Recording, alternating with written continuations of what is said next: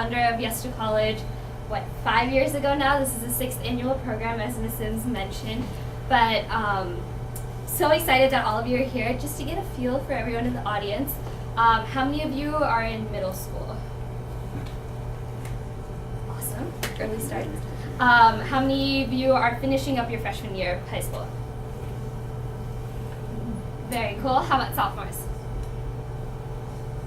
Juniors? And any seniors? Cool. Awesome. Fantastic.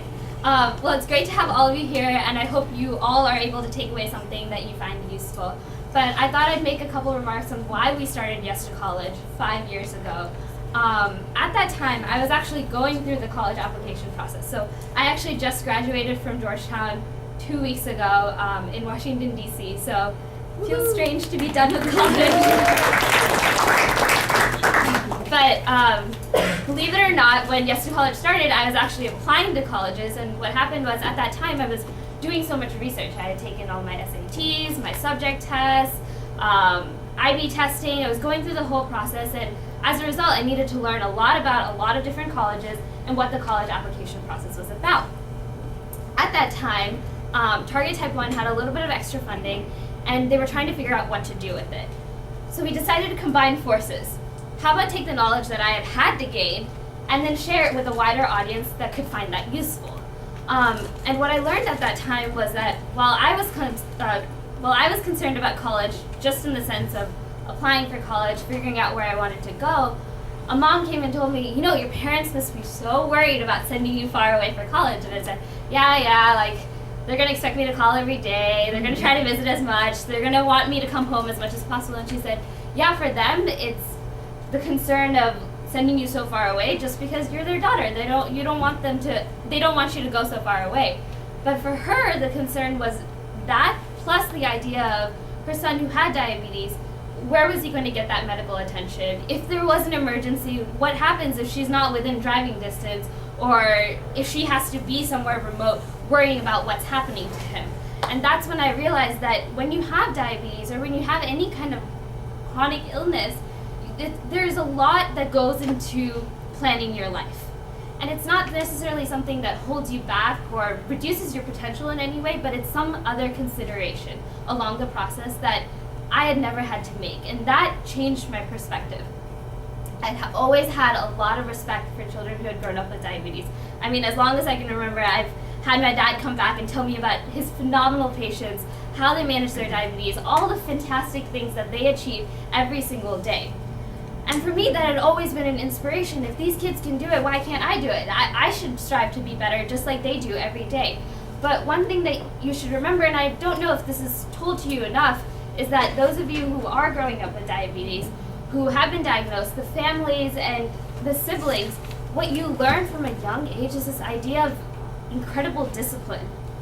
That's something that most kids either gain very late in life or never gain at all. But that's something that you have learned over the years in a phenomenal way that people like me, people like my brother, respect every single day. And I don't know if you're told that enough. But what you can do is you can add that discipline to other aspects of your life. If you can have that kind of discipline managing your diabetes, or watching your sibling manage your diabetes, or watching your friends manage their diabetes, why isn't that something that you can apply to your academics or your extracurriculars? Whether it be sports. Sports is a fantastic example of where there's a tangible result for hard work. The one thing in my life where I actually put in a ton of effort and really saw that outcome was in tennis. I joined my freshman year of high school, my tennis team. I played like doubles half the time and played exhibition, which basically means you didn't make the top 12 the other half of the time. And at that time, I said, I'm really starting to love this sport. And over that summer, I worked extremely hard. And it sounds silly, I've always worked hard in academics, but that time I slogged. That summer I slogged at tennis. And I made singles the next season, which was really, really exciting for me. But it's the first time that I saw, this kind of input, that kind of relentless input does lead to a positive output. But really quickly, I just want to share with you a story where I learned a lot from something and kind of hope it inspires you to kind of go and do something, push your limits, and really kind of realize where your potential and your strengths are. So last year now, 2013, I ran the Tough Mudder with one of my best friends from college. So the Tough Mudder, for those of you who don't know, is this crazy obstacle course. It's about 10 to 12 miles, and it's through a lot of mud. It's crazy things like jumping off of a plank. It's like a 15-foot drop into 12 feet deep water. You go through electric shock. I mean, it's kind of insane, and I signed up before. I told my parents I signed up for it. But what I learned from it was that it's not about the insanity of the thing, but what you actually take away from it. And that's something that I hope you reflect on every time you do something different or you try something new. So what I walked away learning from it was, number one, is the inherent goodness that is in people that we forget. The people that can help you around, and the times that we don't ask for help, but somebody reaches out and offers anyway. So there's one obstacle where literally it's a 12-foot wall and you have to make it over this wall. Well, my best friend's 5'2", I'm 5'4". If I stood on her head, we're still not 12 feet. So, I mean, we saw it in the distance and we're like, this isn't going to happen. Like, there's just no way we can make it over this wall. Like, you can't toss me over it. And then right before we get to this obstacle, this group realizes that we're just running the two of us. So normally groups are about 5 to 6 people. And they, for some reason, unknown reason, they don't know us, they're probably never going to see us again, decided to take us under their wing. And I kid you not, the two guys on the team, one let me step on his knee, the other on his shoulder, and they hoisted me over. And at that point I was really tired, so I made it to the top of the wall, but I'd never planned on how I was going to get off the wall. So I'm hanging, or I decided that I was going to hang down and then make a gentle drop for the rest of the approximately 6 feet. Well, let me tell you, at the time my arms weren't that strong and it wasn't that gentle of a drop, and I landed on my back. And then the other guy on their team who had gone over first, I kid you not, apologized for not catching me on the other side. And at that moment I realized, you know, we're so driven by this idea that people are selfish, people only care about their self-interest, but if they had cared about their own interest, why would they have stopped to help us?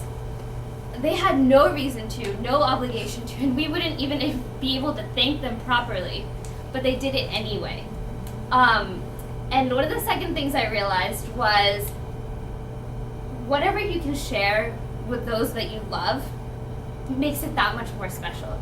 So having my best friend alongside me while I ran it, we still joke about all the ridiculous things that we did that day, and we still relive what we call the glory of that day. And we weren't that glorious afterwards. We were very bruised and cut up, but it's something that we'll always share, and I know we became closer because of it. But the more that you can share these memories with your families and your friends every step of the way, remember that somebody else can enjoy what you do as well. You don't have to find those things by yourself. You have an amazing support system every step of the way, and I know a lot of you have realized that already, but the more you realize that and the older that you get, the more you actually become appreciative of it more. And then the final thing that I learned was, push your limits, but know your strengths first. So don't go and do ridiculous things that you know you're going to get hurt. So don't jump off of a bridge thinking, hey, I'm pushing my limits, I'm going to try something new. That doesn't make sense at all. But what you should do is know your strengths. What are you good at? Are you somebody who strategizes first? Are you somebody who's really, really strong? Which, let me tell you, we were not. Those are things that you should know, but the more you know about yourself, the more you try to learn about yourself, the more you can actually explore new things, try new things, and that's what makes life interesting. You get one chance to write your life story, make it an interesting one. So I hope today you get to hear our fantastic speakers. I really want to thank Renee and Manu. I literally did nothing this year for Yes2college, and those two took the reins and made it into something awesome this year. So I really hope you enjoy it. I've been so proud of what they've done, so I hope at the end of the day you can feel that same thing.